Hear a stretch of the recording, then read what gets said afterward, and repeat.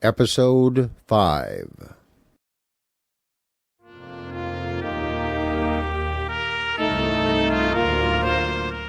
Heretics by G.K. Chesterton. Read by David Grizzly Smith.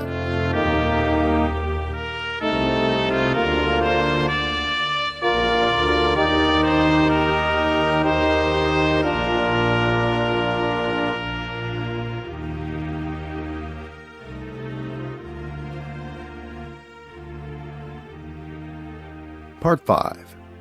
Mr. H.G. Wells and the Giants. We ought to see far enough into a hypocrite to see even his sincerity. We ought to be interested in that darkest and most real part of a man in which dwell not the vices that he does not display, but the virtues that he cannot.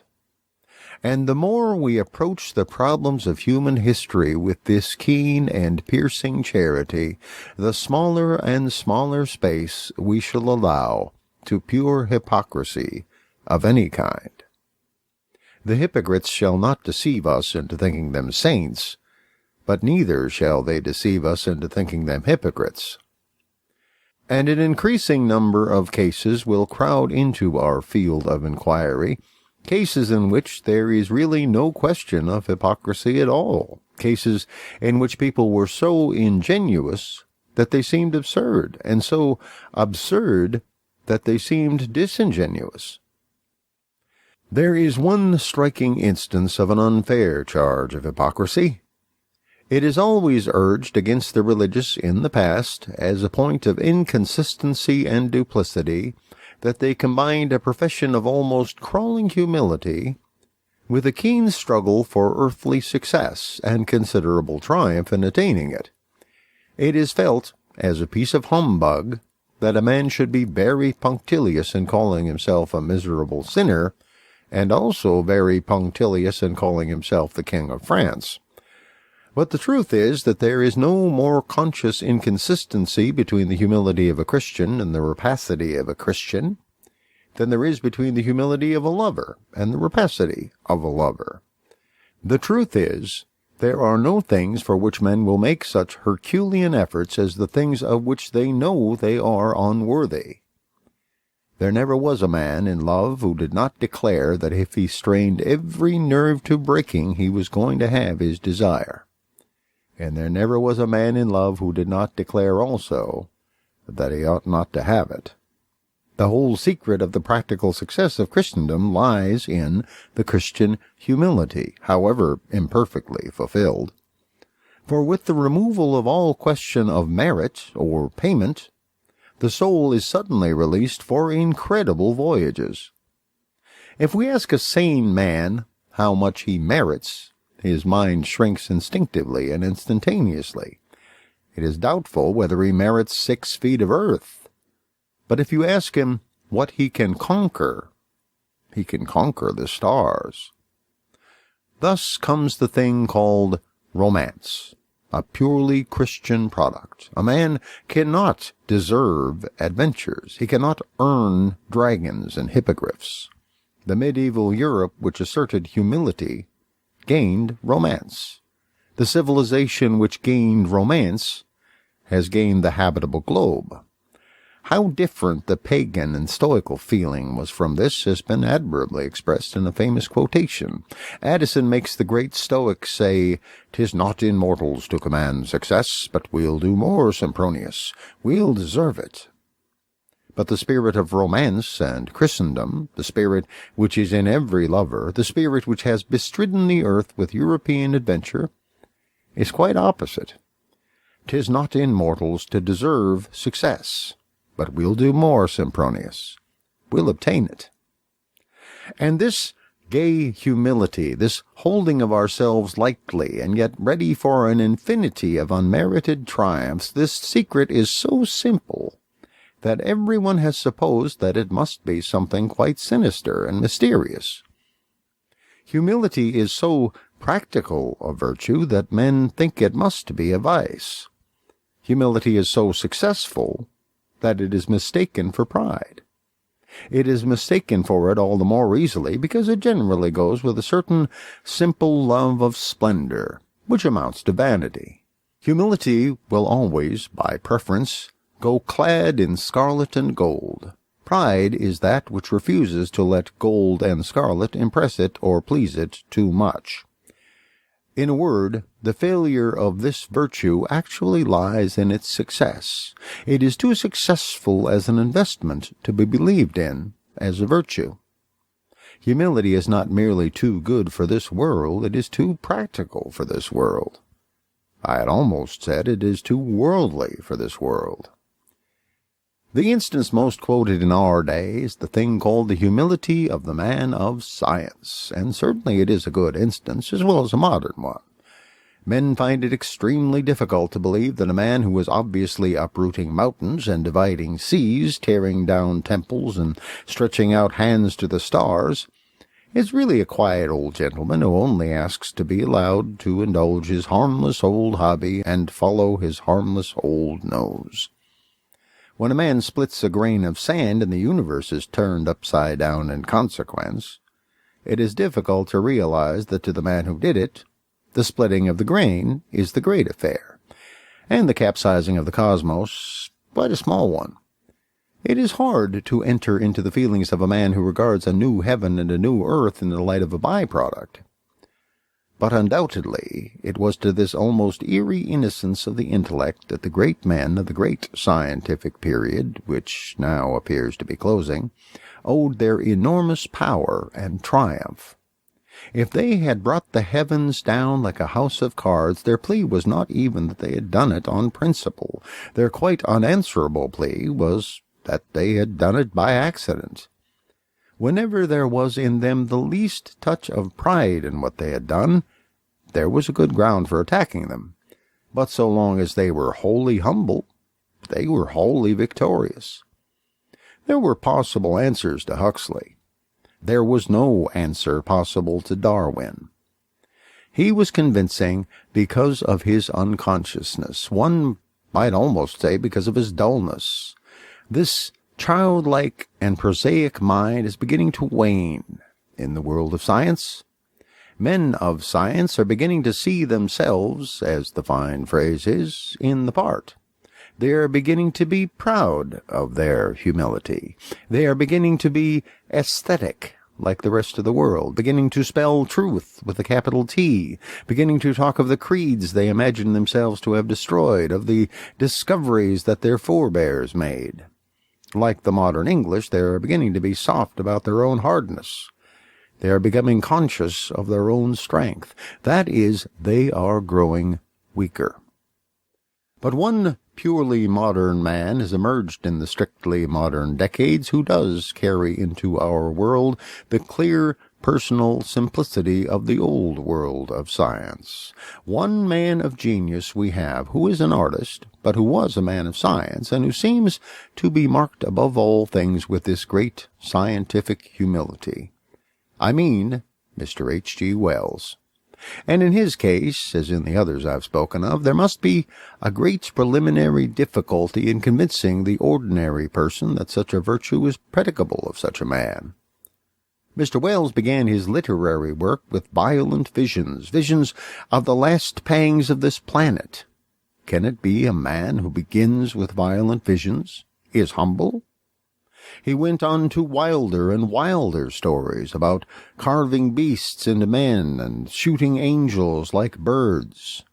Is the man who shoots angels and carves beasts into men humble? Since then, he has done something bolder than either of these blasphemies. He has prophesied the political future of all men, prophesied it with an aggressive authority and a ringing decision of detail. Is the prophet of the future of all men humble? It will indeed be difficult in the present condition of current thought about such things as pride and humility to answer the query of how a man can be humble who does such big things and such bold things. For the only answer is the answer which I gave at the beginning of this essay. It is the humble man who does the big things. It is the humble man who does the bold things. It is the humble man who has the sensational sights vouchsafed to him, and this for three obvious reasons. First, that he strains his eyes more than any other men to see them. Second, that he is more overwhelmed and uplifted with them when they come. Third, that he records them more exactly and sincerely and with less adulteration from his more commonplace and more conceited everyday self. Adventures are to those to whom they are most unexpected, that is, most romantic. Adventures are to the shy. In this sense, adventures are to the unadventurous. Now this arresting mental humility in Mr. H.G. Wells may be, like a great many other things that are vital and vivid, difficult to illustrate by examples. But if I were asked for an example of it, I should have no difficulty about which example to begin with. The most interesting thing about Mr. H.G. Wells is that he is the only one of his many brilliant contemporaries who has not stopped growing. One can lie awake at night and hear him grow. Of this growth, the most evident manifestation is indeed a gradual change of opinions. But it is no mere change of opinions. It is not a perpetual leaping from one position to another like that of Mr. George Moore. It is a quite continuous advance along a quite solid road in a quite definable direction. But the chief proof that it is not a piece of fickleness and vanity is the fact that it has been, upon the whole, in advance from more startling opinions to more humdrum opinions. It has been even in some sense an advance from unconventional opinions to conventional opinions. This fact fixes Mr. Wells' honesty and proves him to be no poseur. Mr. Wells once held that the upper classes and the lower classes would be so much differentiated in the future that one class would eat the other. Certainly no paradoxical charlatan who had once found arguments for so startling a view would ever have deserted it, except for something yet more startling. Mr. Wells has deserted it in favor of the blameless belief that both classes will be ultimately subordinated or assimilated to a sort of scientific middle class, a class of engineers. He has abandoned the sensational theory with the same honorable gravity and simplicity with which he adopted it. Then he thought it was true. Now he thinks it is not true. He has come to the most dreadful conclusion a literary man can come to, the conclusion that the ordinary view is the right one. It is only the last and wildest kind of courage that can stand on a tower before 10,000 people and tell them that twice 2 is 4. Mr. H.G. Wells exists at present in a gay and exhilarating progress of conservatism. He is finding out more and more that conventions, though silent, are alive. As good an example as any of this humility and sanity of his may be found in his change of view on the subject of science and marriage. He once held, I believe, the opinion which some singular sociologists still hold, that human creatures could successfully be paired and bred after the manner of dogs or horses. He no longer holds that view. Not only does he no longer hold that view, but he has written about it in Mankind in the Making, with such smashing sense and humor that I find it difficult to believe that anybody else can hold it either. It is true that his chief objection to the proposal is that it is physically impossible, which seems to me a very slight objection, almost negligible compared with the others. The one objection to scientific marriage which is worthy of final attention is simply that such a thing could only be imposed on unthinkable slaves and cowards. I do not know whether the scientific marriage-mongers are right, as they say, or wrong, as Mr. Wells says, in saying that medical supervision would produce strong and healthy men. I am only certain that if it did, the first act of these strong and healthy men would be to smash the medical supervision. The mistake of all that medical talk lies in the very fact that it connects the idea of health with the idea of care. What has health to do with care? Health has to do with carelessness. In special and abnormal cases, it is necessary to have care. When we are peculiarly unhealthy, it may be necessary to be careful in order to be healthy. But even then, we are only trying to be healthy in order to be careless. If we are doctors, we are speaking to exceptionally sick men, and they ought to be told to be careful. But when we are sociologists, we are addressing the normal man. We are addressing humanity. And humanity ought to be told to be recklessness itself. For all the fundamental functions of a healthy man ought emphatically to be performed with pleasure and for pleasure. They emphatically ought not to be performed with precaution or for precaution. A man ought to eat because he has a good appetite to satisfy, and emphatically not because he has a body to sustain. A man ought to take exercise not because he is too fat, but because he loves foils, or horses, or high mountains, and loves them for their own sake. And a man ought to marry because he has fallen in love, and emphatically not because the world requires to be populated. The food will really renovate his tissues as long as he's not thinking about his tissues. The exercise will really get him into training so long as he's thinking about something else. And the marriage will really stand some chance of producing a generous-blooded generation if it had its origin in its own natural and generous excitement. It is the first law of health that our necessities should not be accepted as necessities. They should be accepted as luxuries. Let us, then, be careful about the small things, such as a scratch or a slight illness, or anything that can be managed with care. But in the name of all sanity, let us be careless about the important things, such as marriage, or the fountain of our very life will fail. Mr. Wells, however, is not quite clear enough of the narrower scientific outlook to see that there are some things which actually ought not to be scientific. He is still slightly affected with the great scientific fallacy. I mean, the habit of beginning not with the human soul, which is the first thing a man learns about, but with some such thing as protoplasm, which is about the last. The one defect in his splendid mental equipment is that he does not sufficiently allow for the stuff or material of men. In his New Utopia, he says, for instance, that a chief point of the utopia will be a disbelief in original sin.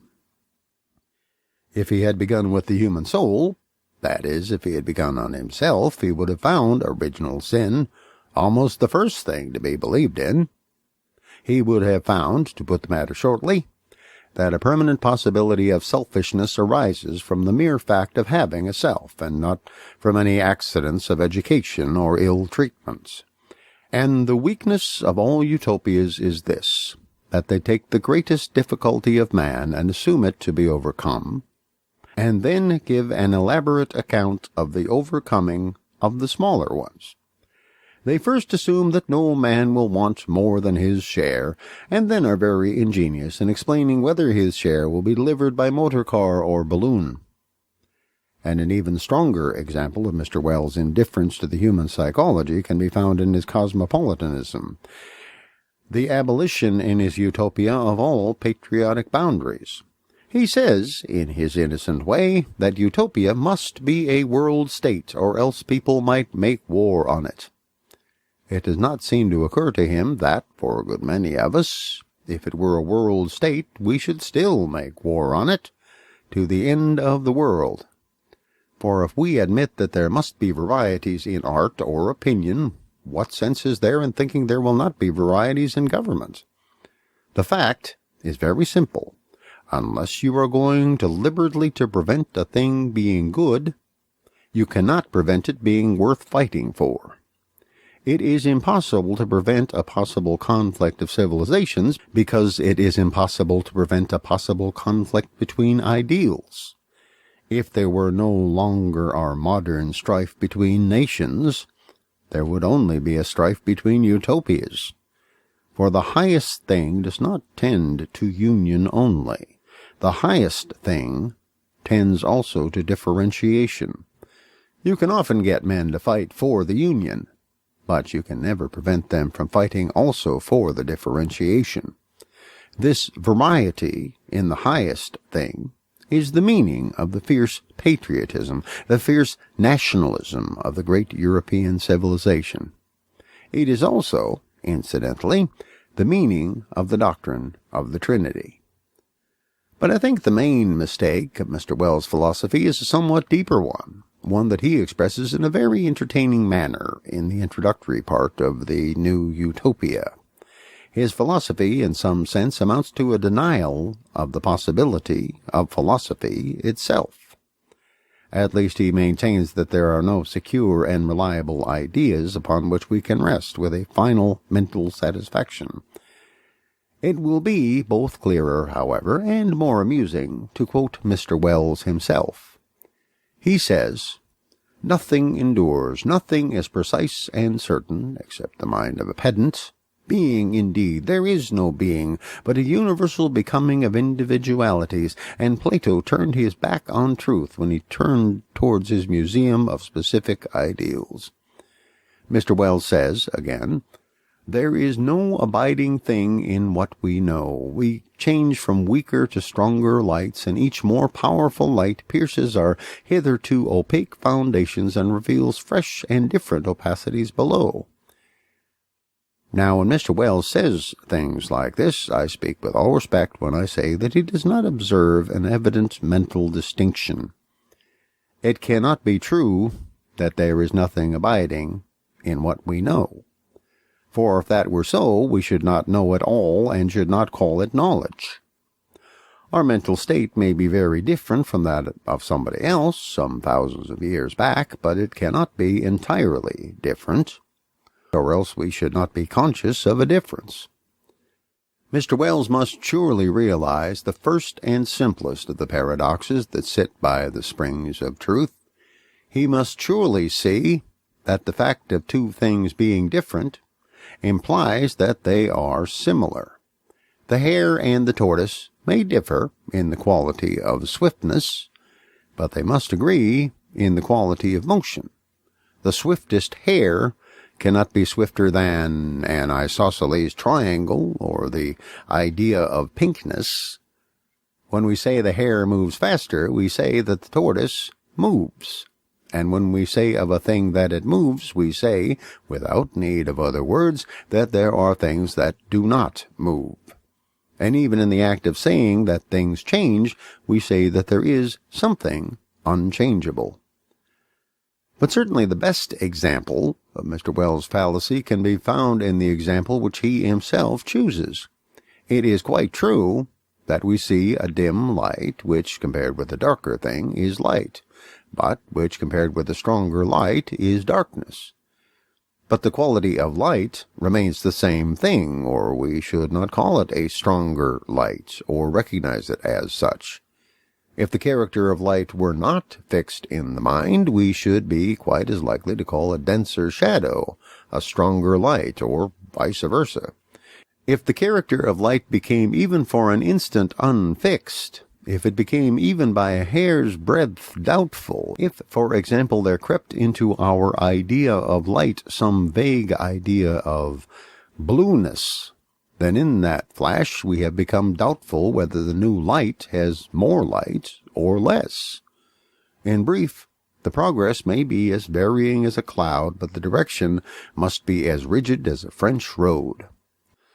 North and south are relative, in the sense that I am north of Bournemouth and south of Spitzbergen. But if there be any doubt of the position of the North Pole, there is in equal degree a doubt of whether I am south of Spitzbergen at all. The absolute idea of light may be practically unattainable. We may not be able to procure pure light. We may not be able to get to the North Pole, but because the North Pole is unattainable, it does not follow that it is undefinable. It is only because the North Pole is not indefinable that we can make a satisfactory map of Brighton and Worthing. In other words, Plato turned his face to truth, but his back on Mr. H.G. Wells when he turned to his museum of specified ideals. It is precisely here that Plato shows his sense. It is not true that everything changes. The things that change are all the manifest and material things. There is something that does not change, and that is precisely the abstract quality, the invisible idea. Mr. Wells says, truly enough, that a thing which we have seen in one connection as dark we may see in another connection as light, but the thing common to both incidents is the mere idea of light, which we have not seen at all. Mr. Wells might grow taller and taller for unending eons until his head was higher than the loneliest star. I can imagine his writing a good novel about it. In that case, he would see the trees first as tall things, and then as short things. He would see the clouds first as high, and then as low. But there would remain with him through the ages in that starry loneliness the idea of tallness. He would have in the awful spaces for companion and comfort the definite conception that he was growing taller, and not, for instance, growing fatter. And now it comes to my mind that Mr. H.G. Wells actually has written a very delightful romance about men growing as tall as trees, and that here again he seems to have been a victim of this vague relativism. The Food of the Gods is, like Mr. Bernard Shaw's play, in essence a study of the Superman idea. And it lies, I think, even through the veil of a half-pantomimic allegory, open to the same intellectual attack. We cannot be expected to have any regard for a great creature if he does not in any manner conform to our standards. For unless he passes our standard of greatness, we cannot even call him great. Nietzsche summed up all that is interesting in the Superman idea when he said, "Man is a thing which has to be surpassed." But the very word surpass implies the existence of a standard common to us and the thing surpassing us. If the Superman is more manly than men are, of course they will ultimately deify him, even if they happen to kill him first. But if he is simply more supermanly, they may be quite indifferent to him, as they would be to another seemingly aimless monstrosity. He must submit to our test, even in order to overawe us. Mere force or size is even a standard, but that alone will never make men think a man their superior. Giants, as in the wise old fairy tales, are vermin. Supermen, if not good men, are vermin. The Food of the Gods is the tale of Jack the Giant Killer told from the point of view of the giant. This has not, I think, been done before in literature. I have little doubt that the psychological substance of it existed in fact. I have little doubt that the giant whom Jack killed did regard himself as the Superman. It is likely enough that he considered Jack a narrow and parochial person who wished to frustrate a great forward movement of the life force. If, as not unfrequently was the case, he happened to have two heads, he would point out the elementary maxim which declares them to be better than one. He would enlarge on the subtle modernity of such an equipment, enabling a giant to look at a subject from 2 points of view, or to correct himself with promptitude. But Jack was the champion of the enduring human standards, of the principle of one man, one head, and one man, one conscience, of the single head, and the single heart, and the single eye. Jack was quite unimpressed by the question of whether the giant was a particularly gigantic giant. All he wished to know was whether he was a good giant, that is, a giant who was any good to us. What were the giant's religious views? What his views on politics and the duties of the citizen? Was he fond of children, or fond of them only in a dark and sinister sense? To use a fine phrase for emotional sanity, was his heart in the right place? Jack had sometimes to cut him up with a sword in order to find out. The old and correct story of Jack the Giant Killer is simply the whole story of man. If it were understood, we should need no Bibles or histories. But the modern world in particular does not seem to understand it at all. The modern world, like Mr. Wells, is on the side of the giants, the safest place, and therefore the meanest and most prosaic. The modern world, when it praises its little Caesars, talks of being strong and brave. But it does not seem to see the eternal paradox involved in the conjunction of these ideas. The strong cannot be brave. Only the weak can be brave. And yet again, in practice, only those who can be brave can be trusted, in time of doubt, to be strong. The only way in which a giant could really keep himself in training against the inevitable Jack would be by continually fighting other giants 10 times as big as himself. That is, by ceasing to be a giant and becoming a Jack. Thus, that sympathy with the small or the defeated as such, with which we liberals and nationalists have been often reproached, is not a useless sentimentalism at all, as Mr. Wells and his friends fancy. It is the first law of practical courage. To be in the weakest camp is to be in the strongest school. Nor can I imagine anything that would do humanity more good than the advent of a race of Supermen, for them to fight like dragons. If the Superman is better than we, of course we need not fight him. But in that case, why not call him the saint? But if he is merely stronger, whether physically, mentally, or morally stronger, I do not care a farthing, then he ought to have to reckon with us, at least for all the strength we have. If we are weaker than he, that is no reason why we should be weaker than ourselves. If we are not tall enough to touch the giant's knees, that is no reason why we should become shorter by falling on our own. But that is at bottom the meaning of all modern hero worship and the celebration of the strong man, the Caesar, the Superman. That he may be something more than man, we must be something less. Doubtless there is an older and better hero worship than this. But the old hero was a being who, like Achilles, was more human than humanity itself. Nietzsche's Superman is cold and friendless. Achilles is so foolishly fond of his friend that he slaughters armies in the agony of his bereavement. Mr. Shaw's sad Caesar says in his desolate pride, "He who has never hoped can never despair." The man-god of old answers from his awful hill, "Was ever sorrow like unto my sorrow?" A great man is not a man so strong that he feels less than other men. He is a man so strong that he feels more.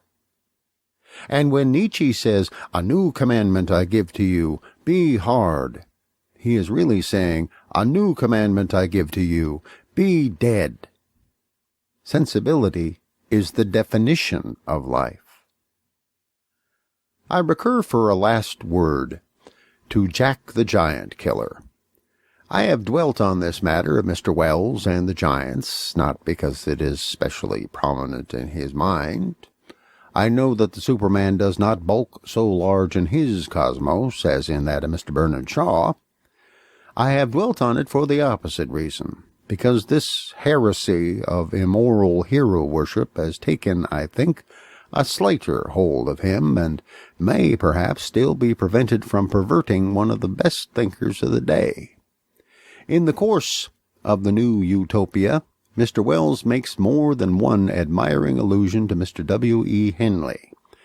That clever and unhappy man lived in admiration of a vague violence, and was always going back to rude old tales and rude old ballads, to strong and primitive literatures, to find the praise of strength and the justification of tyranny. But he could not find it. It was not there. The primitive literature is shown in the tale of Jack the Giant Killer. The strong old literature is all in praise of the weak. The rude old tales are as tender to minorities as any modern political idealist. The rude old ballads are as sentimentally concerned for the underdog as the Aborigines Protection Society. When men were tough and raw, when they lived amid hard knocks and hard laws, when they knew what fighting really was, they had only two kinds of songs.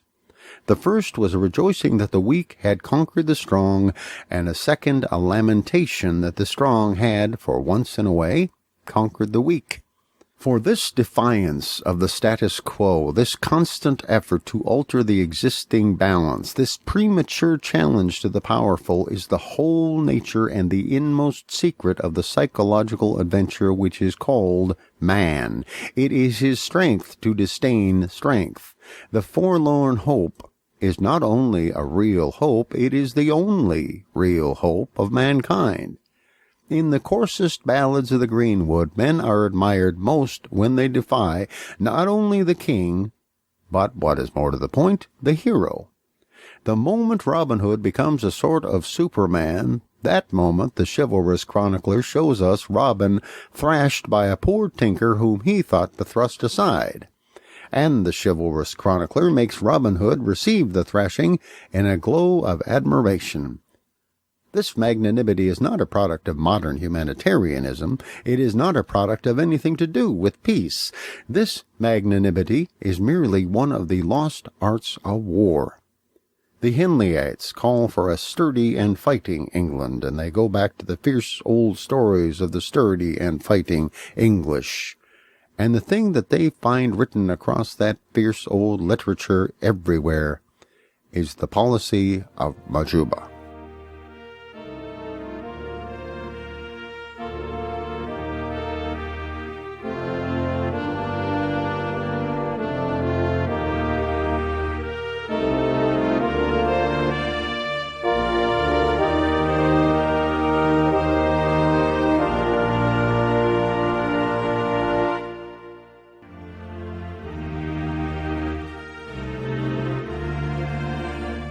Thank you for listening to Heretics, written by G.K. Chesterton in about 1905, read by David Grizzly Smith in about 2009.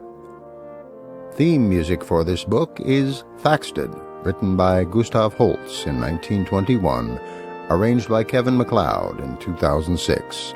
This recording is released under a Creative Commons Attribution, Non-Commercial, No Derivatives 3.0 license.